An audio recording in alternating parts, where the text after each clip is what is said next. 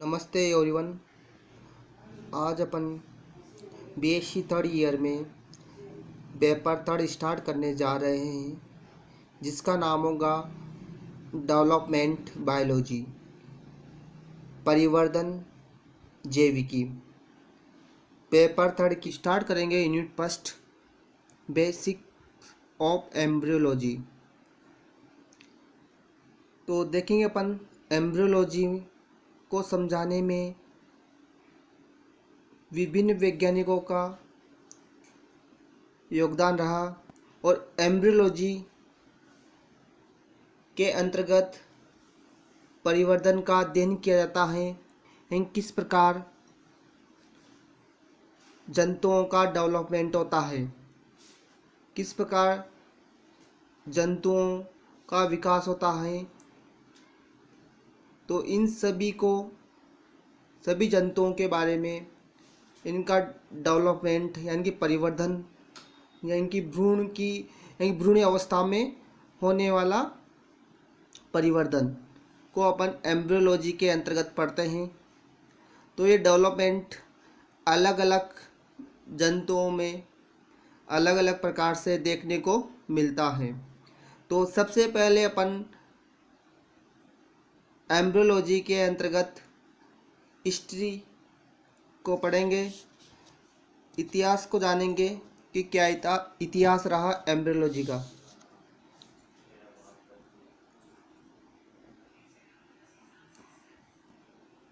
इतिहास तो हिप्पोक्रेटस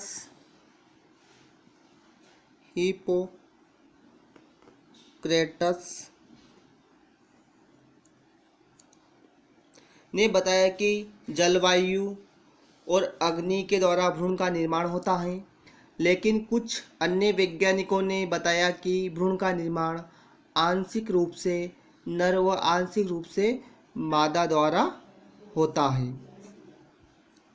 यह बात हिप्पोक्रेटस वैज्ञानिक ने बताई। दूसरा देखते अपन अरस्तु ने बताया कि भ्रूण का निर्माण माता के रक्त से होता है और अरस्तु को फादर ऑफ जूलॉजी व फादर ऑफ एम्ब्रियोलॉजी भी कहते हैं। अगला वैज्ञानिक देखते हैं अपन मेल पिगी ने चूजे में परिवर्तन का अध्ययन किया। इसके बाद अगला वैज्ञानिक ल्यूवेनहॉक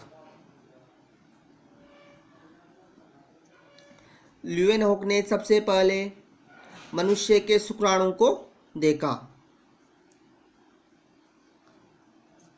इसके बाद अगला वैज्ञानिक पेंडर ने भ्रूण में पाए जाने वाले जनन स्तरों के बारे में बताया।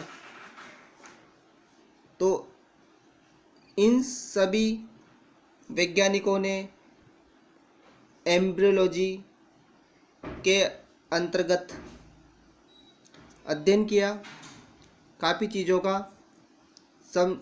तो इन वैज्ञानिकों को एम्ब्रियोलॉजी को परिभाषित करने में इनका विशेष योगदान रहा। इसके बाद देखते अपन एम्ब्रियोलॉजी के सिद्धांत, भ्रूणिकी के सिद्धांत।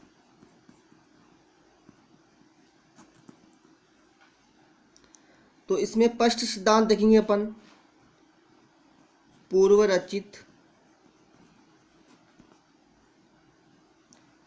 भ्रूण सिद्धांत, प्री फॉर्मेशन थ्योरी।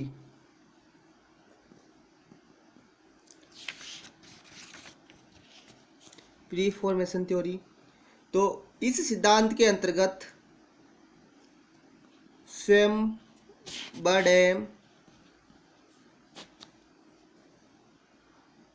वैज्ञानिक ने बताया कि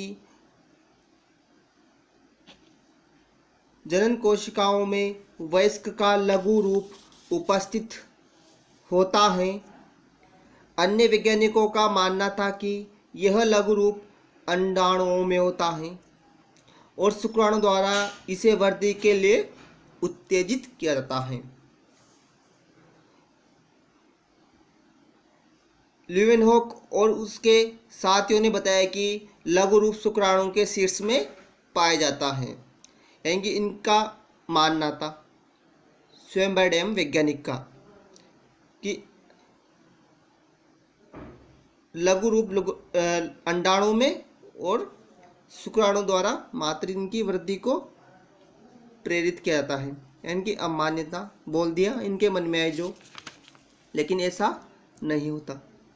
इसके बाद अगला जो सिद्धांत है उसे बोलते अपन अणुजनन सिद्धांत।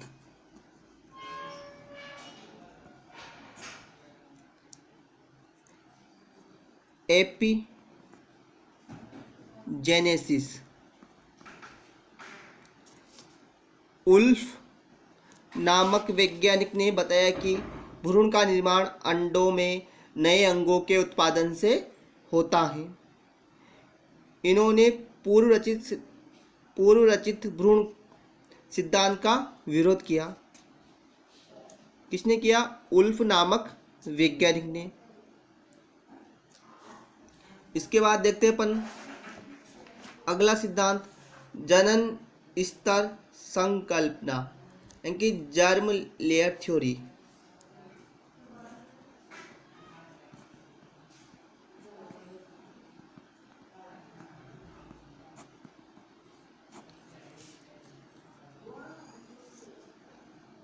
इस पेलेंजोनी ने मेंढक के जाइगोट के विदलन को देखा और पेंडर ने मुर्गी के भ्रूण में 3 प्राथमिक जनन स्तरों के बारे में बताया। इन वैज्ञानिकों के अनुसार जनन स्तरों से भ्रूण के अंगों का निर्माण होता है। तो ये कुछ हद तक सही था, क्योंकि जो निर्माण होता है मनुष्य में जनन अंगों का, वह जनन स्तर से ही होता है। मनुष्य में भी भ्रूण अवस्था के दौरान 3 परतें बनती हैं, एक्टोडर्म, एंडोडर्म और मेसोडर्म, और तीनों परतों से कार्य को डिसाइड कर लिया जाता है कि किस परत को कौन से अंग का निर्माण करना है। इसके बाद जो अगला सिद्धांत है या अगला नियम, बेयर का नियम।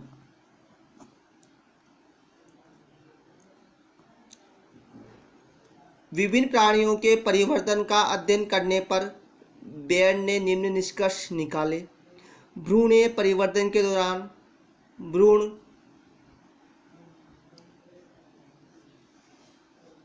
जैव विकास को दर्शाता है। भ्रूण में सामान्य लक्षण पहले प्रकट होते हैं और विशिष्ट लक्षण बाद में प्रकट होते हैं, यानी कि जैसे जैसे डेवलपमेंट होता गया या जैसे जैसे समय निकलता गया तो प्राणियों में जैव विकास हुआ, यानी कि इवोल्यूशन, यानी कि जीन्स में परिवर्तन आया। ये किसके दौरान हुआ? उत्परिवर्तन, यानी कि जैव विकास में सबसे बड़ा जो योगदान होगा वो उत्परिवर्तन। इन्हीं के द्वारा क्या होगा? प्राणियों में, इनकी संरचनाओं में, इनके कार्यों में, इनमें सब में अंतर पाया जाना। और जो सामान्य लक्षण होंगे वो पहले प्रकट होंगे और विशिष्ट लक्षण बाद में ही प्रकट होते हैं। इसके बाद इन्होंने बोल दिया, बेयर के अनुसार था इस, बेयर ने बोला, इनके मन में आया तो इन्होंने बोल दिया। इसके बाद अगला वैज्ञानिक जो आया, अगली जो थ्योरी थी यानी कि नियम था, लो जाति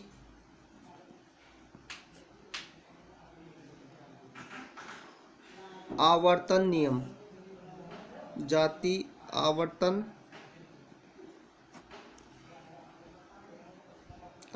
नियम। जाति आवर्तन नियम इस सिद्धांत में यह बताया गया कि प्राचीन लक्षण पहले प्रकट होते हैं और नवीन लक्षण बाद में प्रकट होते हैं। जाति आवर्तन नियम के अंतर्गत बताया गया ये बात है।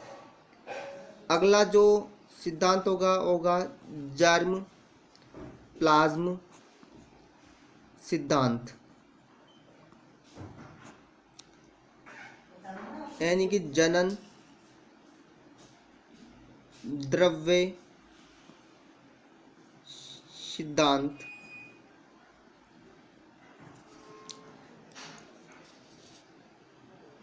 विजमेन जर्म प्लाज्म सिद्धांत को विजमेन ने बताया कि प्राणियों का शरीर 2 कोशिकाओं से मिलकर बना होता है।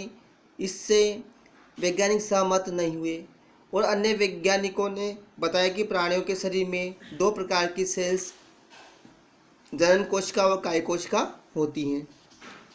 जनन कोशिका और काय कोशिका ही पाई जाती है मनुष्य के अंदर, यानी कि मानव में या जंतुओं में। तो जनन कोशिका का कार्य होता है जनन, यानी कि शुक्राणु और अंडाणु का निर्माण करना। और काय कोशिकाओं का कार्य होगा शरीर के परिवर्तन, यानी कि शरीर के विकास में सहायता करना। और जो जनन कोशिका होगी वो जननांगों में ही पाई जाती है। अगला जो सिद्धांत था मोजेक सिद्धांत।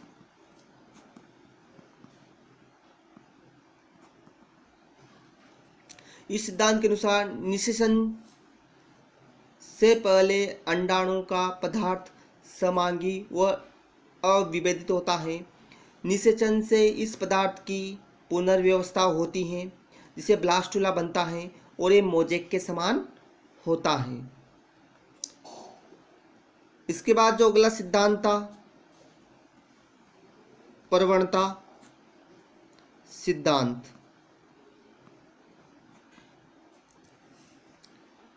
इस सिद्धांत के अनुसार सक्रिय व अक्रिय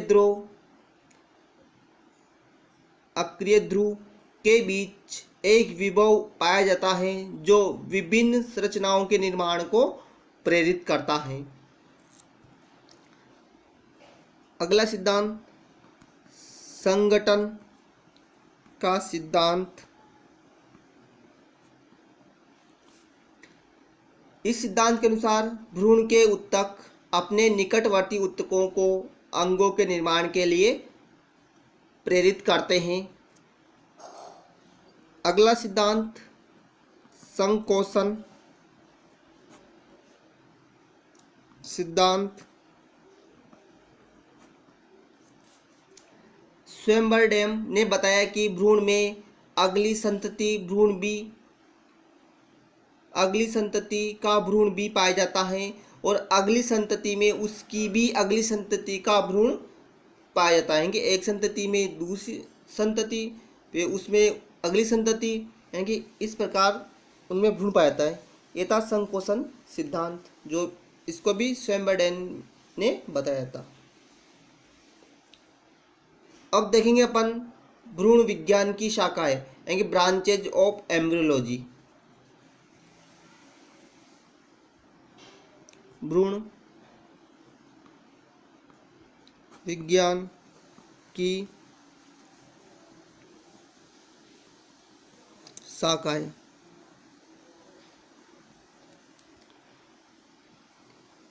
फर्स्ट देखेंगे इसमें शाखा डेवलपमेंटल बायोलॉजी, विकासात्मक विज्ञान।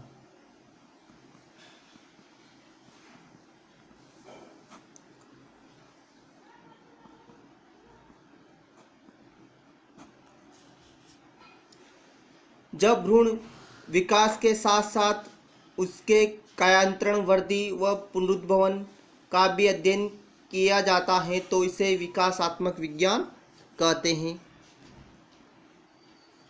अगली शाखा वर्णनात्मक भ्रूणिकी। जब परिवर्तन के दौरान विभिन्न अवस्थाओं का अध्ययन किया जाता है तो इसे वर्णनात्मक भ्रूणिकी कहते हैं।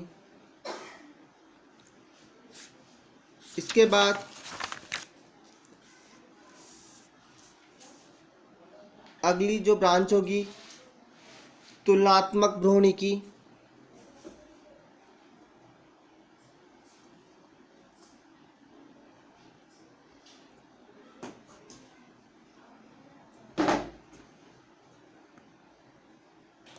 जब एक ही वंश के कुछ जंतुओं के भ्रूण का तुलनात्मक अध्ययन किया जाता है तो इसे तुलनात्मक भ्रूणिकी कहते हैं। अगली जो ब्रांच होगी प्रयोगात्मक भ्रूणिकी।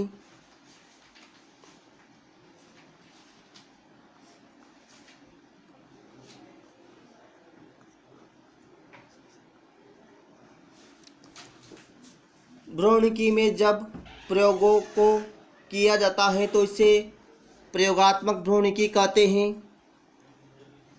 अगली ब्रांच विश्लेषणात्मक भ्रूणिकी।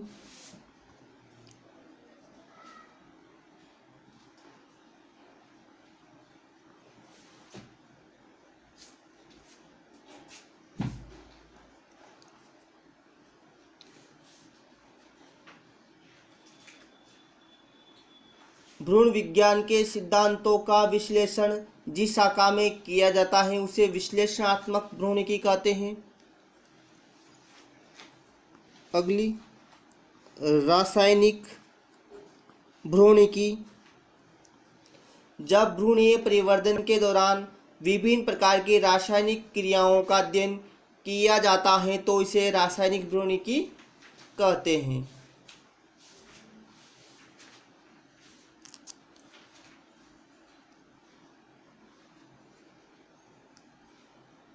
विरूपता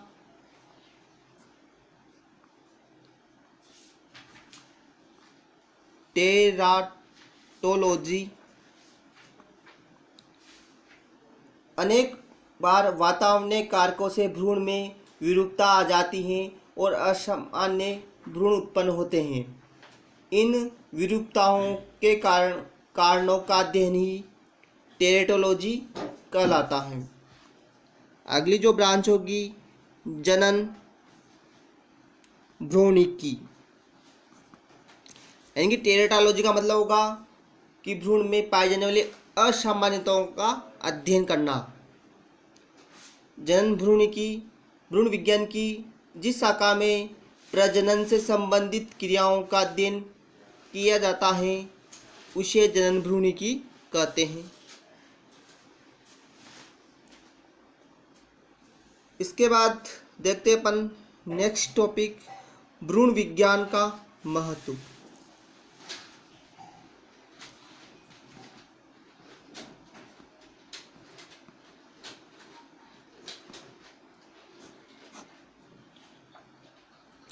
इम्पोर्टेंस ऑफ एम्ब्रियोलॉजी। फर्स्ट देखेंगे अपन प्रजनन में। भ्रूण विज्ञान के अध्ययन से ही सिद्ध हुआ है कि शुक्राणु और अंडाणु के संयोग से जायगोट का निर्माण होता है और नया जीव बनता है। अगला देखेंगे अपन जन्मजात दोषों को दूर करने में असामान्य बच्चों में जन्मजात दोषों को भ्रूण विज्ञान के अध्ययन से दूर किया जा सकता है। इसके बाद देखिए अपन अगला कैंसर में भ्रूण विज्ञान के अध्ययन से जन्म से ही बनने वाली गांठों का अध्ययन किया जा सकता है।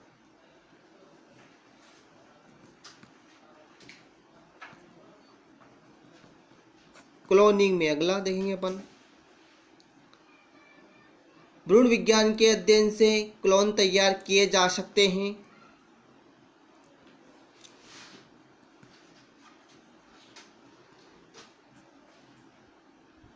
अगला हुआ जीर्णता में भ्रूण विज्ञान के अध्ययन से जीर्णता के कारणों का भी पता लगाया जा सकता है। तो ये कंप्लीट हो अपना भ्रूण विज्ञान का इम्पोर्टेंस। इसके बाद नेक्स्ट टॉपिक अलैंगिक जनन एंड असेक्सुअल रिप्रोडक्शन।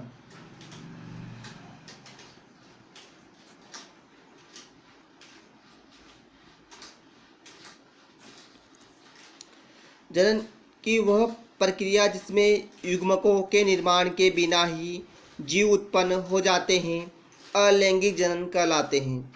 यह निम्न प्रकार से होते हैं। फर्स्ट देखेंगे अपन द्विविभाजन।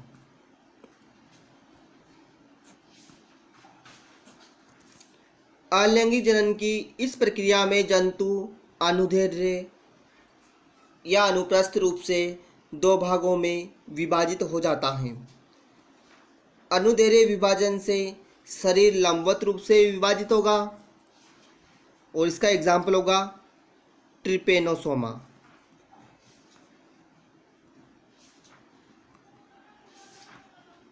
इसमें विभाजन होगा अनुदैर्ध्य। वर्टिकल। अनुप्रस्थ द्विविभाजन में जंतु का शरीर अनुप्रस्थ रूप से विभाजित होता है और इसका एग्जाम्पल होगा अमीबा व पैरामीशियम। इनमें अनुप्रस्थ रूप से विभाजित होगा। इसके बाद अगला प्रकार देखेंगे अपन बहु विखंडन।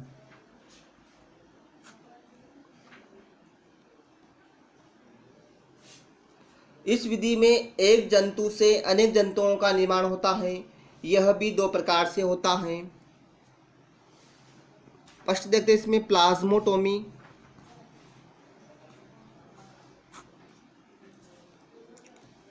इस विधि में केंद्रक विभाजित होकर अनेक केंद्रक बनाता है और प्रत्येक केंद्रक के चारों ओर कोशिका द्रव्य एकत्रित हो जाता है। इसका एग्जाम्पल होगा ओपेलाइना।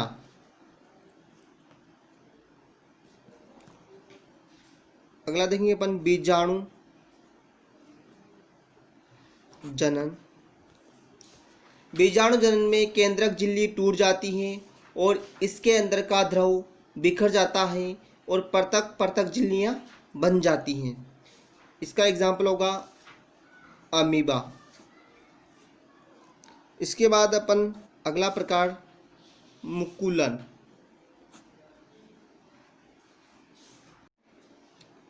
इस प्रक्रिया में जंतु के शरीर पर एक संरचना बन जाती है जिसे मुकुल या बड कहते हैं। ये जंतु से अलग होकर नए जंतु का निर्माण कर लेती हैं और इसका एग्जाम्पल होगा हाइड्रा इफेलोटा।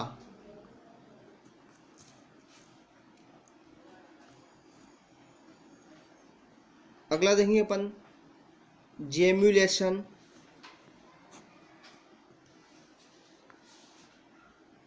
इस प्रक्रिया में जंतु के शरीर में छोटी छोटी गोल संरचनाएं जेम्यूल बनती हैं। इसे जेम्युलेशन कहते हैं। इसका एग्जाम्पल होगा स्पंज।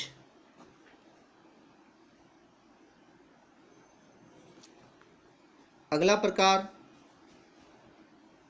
पुनरुद्भवन।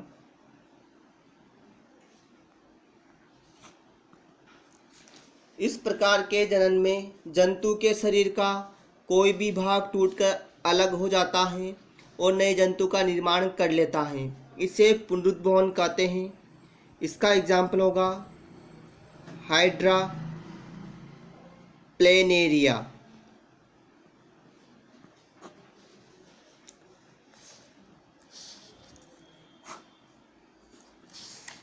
इसके बाद देखते हैं अपन अलैंगिक जनन का महत्व